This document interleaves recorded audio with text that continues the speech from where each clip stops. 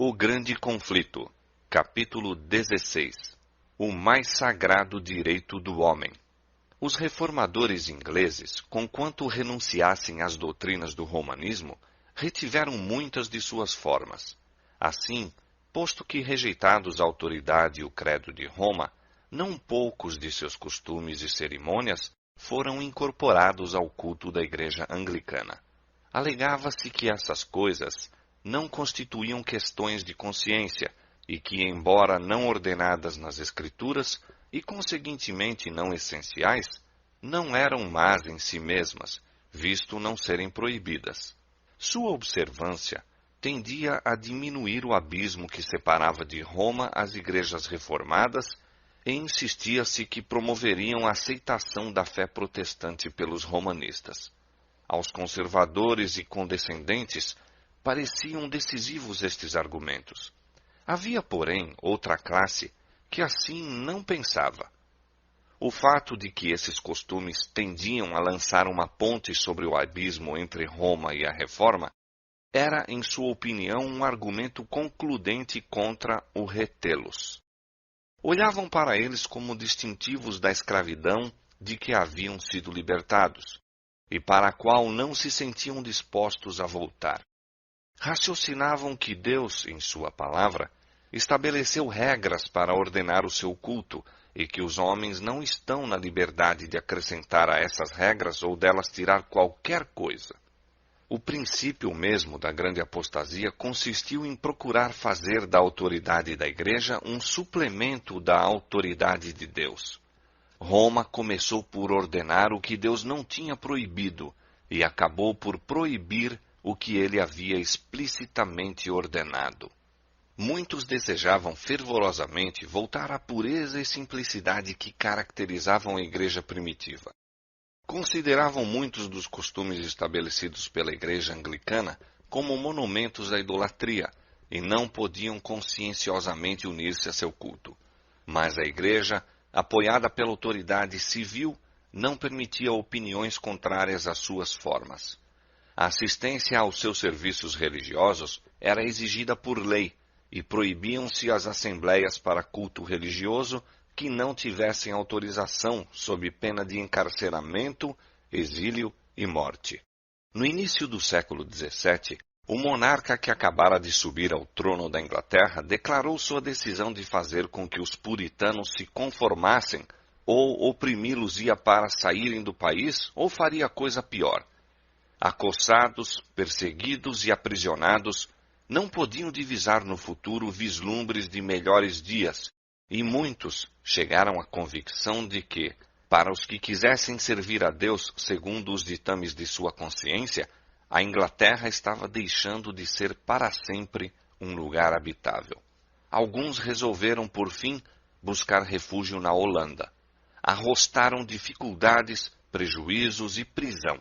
Seus intuitos foram contrariados, e eles entregues às mãos de seus inimigos. Mas a inabalável perseverança venceu finalmente, e encontraram abrigo nas praias amigas da República Holandesa. Em sua fuga, deixaram casas, bens e meios de vida. Eram estrangeiros em terra estranha, entre um povo de língua e costumes diferentes. Foram obrigados a recorrer a ocupações novas, e aqui não estavam afeitos, a fim de ganhar o pão. Homens de meia idade que haviam despendido a vida no cultivo do solo, tiveram agora de aprender ofícios mecânicos. Animosamente, porém, enfrentaram a situação e não perderam tempo em ociosidade ou murmurações, posto que muitas vezes, premidos pela pobreza, agradeciam a Deus as bênçãos que ainda lhes eram concedidas e encontravam alegria na tranquila comunhão espiritual. Sabiam que eram peregrinos e não olhavam muito para essas coisas, mas levantavam os olhos ao céu, seu mais caro país, e acalmavam o espírito. Em meio de exílio e agruras, cresciam o amor e a fé. Confiavam nas promessas do Senhor, e ele não faltava com elas no tempo de necessidade. Seus anjos estavam ao seu lado, para animá-los e ampará-los.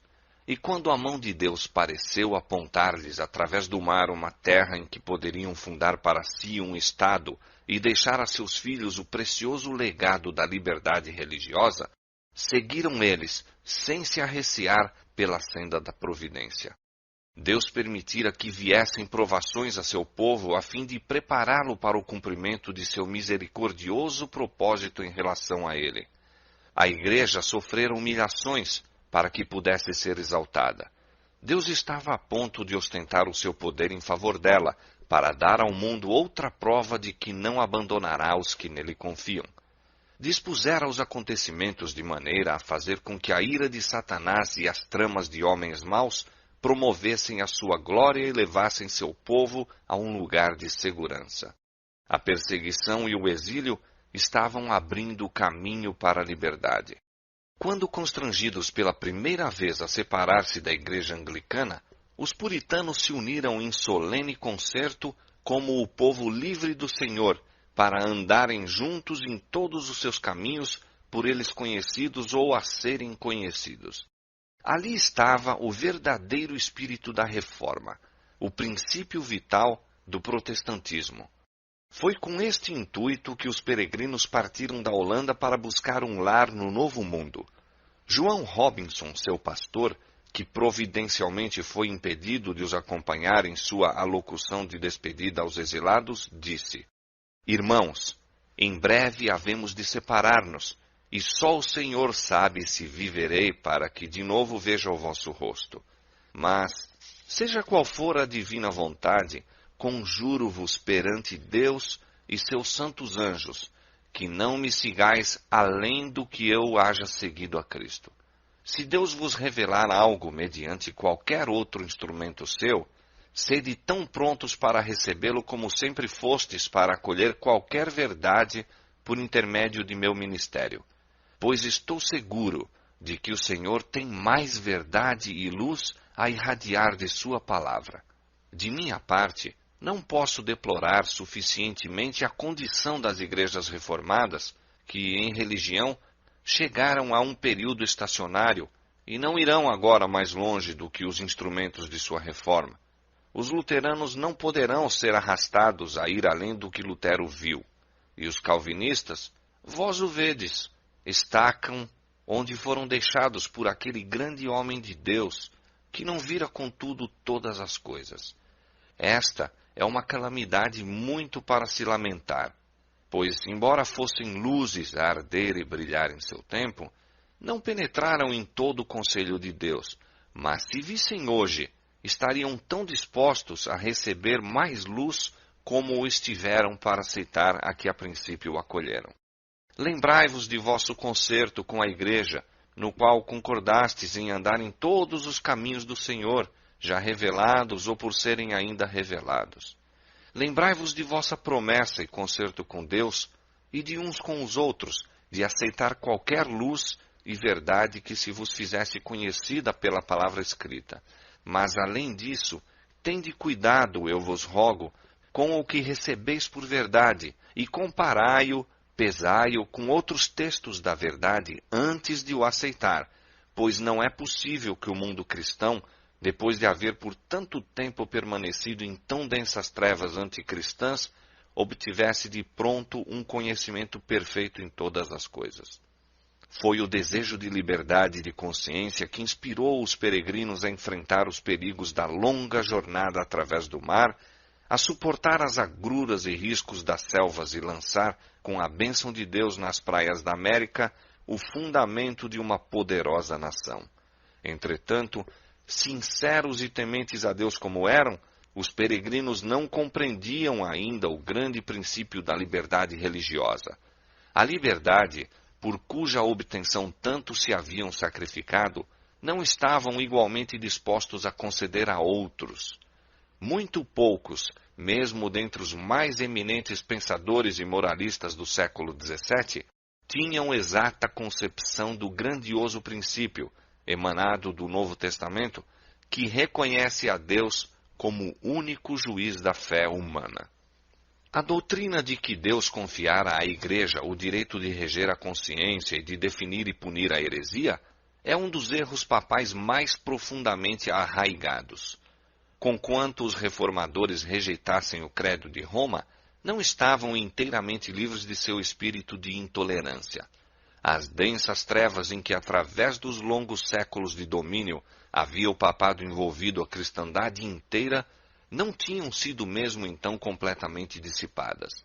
Disse um dos principais ministros da colônia da Baía de Massachusetts: foi a tolerância que tornou o mundo anticristão e a Igreja nunca sofreu dano com a punição dos hereges. Foi adotado pelos colonos o regulamento de que apenas membros da Igreja poderiam ter voz ativa no governo civil. Formou-se uma espécie de estado eclesiástico, exigindo-se de todo o povo que contribuísse para o sustento do clero, concedendo-se aos magistrados autorização para suprimir a heresia. Assim, o poder secular encontrava-se nas mãos da Igreja.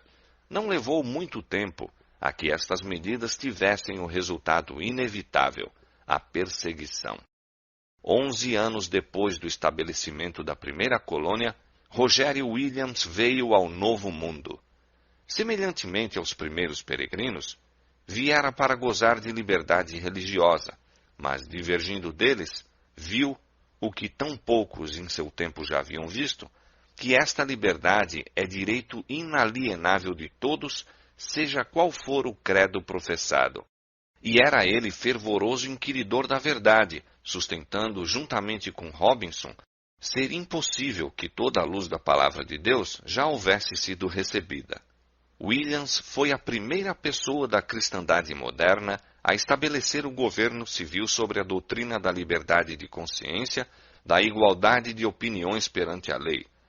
Declarou ser o dever do magistrado restringir o crime, mas nunca dominar a consciência. O público ou os magistrados podem decidir, disse, o que é devido de homem para homem, mas quando tentam prescrever os deveres do homem para com Deus, estão fora de seu lugar, e não poderá haver segurança, pois é claro que se o magistrado tem esse poder, pode decretar um conjunto de opiniões ou crenças hoje e outro amanhã, como tem sido feito na Inglaterra por diferentes reis e rainhas e por diferentes papas e concílios da Igreja Romana, de maneira que semelhante crença degeneraria em acervo de confusão. A assistência aos cultos da Igreja oficial era exercida sob pena de multa ou prisão. Williams reprovou a lei. O pior regulamento do Código Inglês era o que tornava obrigatória a assistência à igreja da paróquia. Obrigar os homens a unirem-se aos de credo diferente considerava ele como flagrante violação de seus direitos naturais. Arrastar ao culto público os irreligiosos e os que não queriam apenas se assemelhava a exigir a hipocrisia. Ninguém deveria ser obrigado a fazer culto, acrescentava ele, ou custear um culto contra a sua vontade. Pois que, exclamavam seus antagonistas, aterrados com os seus dogmas, não é o obreiro digno de seu salário? Sim, replicou ele, dos que o assalariam. Rogério Williams era respeitado e amado como ministro fiel e homem de raros dons, de inflexível integridade e verdadeira benevolência. Contudo, sua inabalável negação do direito dos magistrados civis à autoridade sobre a Igreja e sua petição de liberdade religiosa não podiam ser toleradas. A aplicação dessa nova doutrina, dizia-se insistentemente, subverteria o fundamento do Estado e do governo do país. Foi sentenciado a ser banido das colônias e, finalmente, para evitar a prisão, obrigado a fugir para a Floresta Virgem, debaixo do frio e das tempestades do inverno. Durante 14 semanas, diz ele, fui dolorosamente torturado pelas inclemências do tempo, sem saber o que era pão ou cama, mas os corvos me alimentaram no deserto, e uma árvore oca muitas vezes lhe serviu de abrigo. Assim continuou a penosa fuga através da neve e das ínvias florestas, até que encontrou refúgio numa tribo indígena, cuja confiança e afeição conquistara enquanto se esforçava por lhes ensinar as verdades do Evangelho. Tomando finalmente, depois de meses de vicissitudes e vagueações, rumo às praias da Baía de Narragansett, lançou ali os fundamentos do primeiro Estado dos tempos modernos, que, no mais amplo sentido, reconheceu o direito da liberdade religiosa. O princípio fundamental da colônia de Rogério Williams era que todo homem teria liberdade para adorar a Deus segundo os ditames de sua própria consciência. Seu pequeno estado, Rhode Island, tornou-se o refúgio dos oprimidos e cresceu e prosperou até que seus princípios básicos, a liberdade civil e religiosa, se tornaram as pedras angulares da República Americana. No grandioso e antigo documento que aqueles homens estabeleceram como a Carta de seus Direitos, a Declaração de Independência, afirmavam: consideramos como verdade evidente que todas as pessoas foram criadas iguais, que foram dotadas por seu Criador de certos direitos inalienáveis, encontrando-se entre estes a vida, a liberdade e a busca da felicidade. E a Constituição garante, nos termos mais explícitos, a inviolabilidade da consciência. Nenhum requisito religioso jamais se exigirá como qualificação para qualquer cargo de confiança pública nos Estados Unidos. O Congresso não fará nenhuma lei que estabeleça uma religião ou proíba seu livre exercício. Os elaboradores da Constituição reconheceram o eterno princípio de que a relação do homem para com o seu Deus está acima de legislação humana e de que seus direitos de consciência são inalienáveis. Não foi necessário o raciocínio para estabelecer esta verdade. Temos consciência dela em nosso próprio íntimo. É essa consciência que, em desafio às leis humanas, tem sustentado tantos mártires nas torturas e nas chamas. Sentiam que seu dever para com Deus era superior às ordenanças humanas e que nenhum homem poderia exercer autoridade sobre sua consciência. É um princípio inato que nada pode desarraigar. Espalhando-se pelos países da Europa a notícia de uma terra onde todo homem gozava o fruto de seu próprio trabalho, obedecendo às convicções de sua consciência, milhares se concentraram nas praias do Novo Mundo. Multiplicaram-se rapidamente as colônias. Massachusetts, em virtude de lei especial, estendia cordiais boas-vindas e auxílio à expensa pública aos cristãos de qualquer nacionalidade que fugissem através do Atlântico para escaparem de guerras ou fome ou da opressão de seus perseguidores. Assim, os fugitivos e opressos pela lei se faziam hóspedes na comunidade pública. 20 anos depois do primeiro embarque de Plymouth, outros tantos milhares de peregrinos se tinham estabelecido na Nova Inglaterra. A fim de assegurarem o objetivo que procuravam, contentavam-se com ganhar parca subsistência por uma vida de frugalidade e labuta. Nada pediam do solo, senão o razoável produto de seu próprio labor. Nenhuma visão dourada projetava falsa luz sobre seu caminho. Estavam contentes com o progresso vagaroso, mas firme de sua política social. Suportavam pacientemente as privações do sertão, regando a árvore da liberdade com lágrimas e com o suor de seu rosto, até deitar ela profundas raízes na terra.